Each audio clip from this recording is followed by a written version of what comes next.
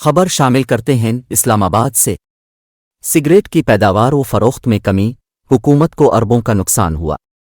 Cigarette sector की पैदावार व सील्स में कमी, कौमी खजाना को अरबों रुपए का नुकसान। गैरकानूनी सिगरेट की फरोख्त बढ़ने से माली साल 2022-23 के लिए हुकूमत के टैक्स अहदाफ भी मुतासिर हो रहे हैं।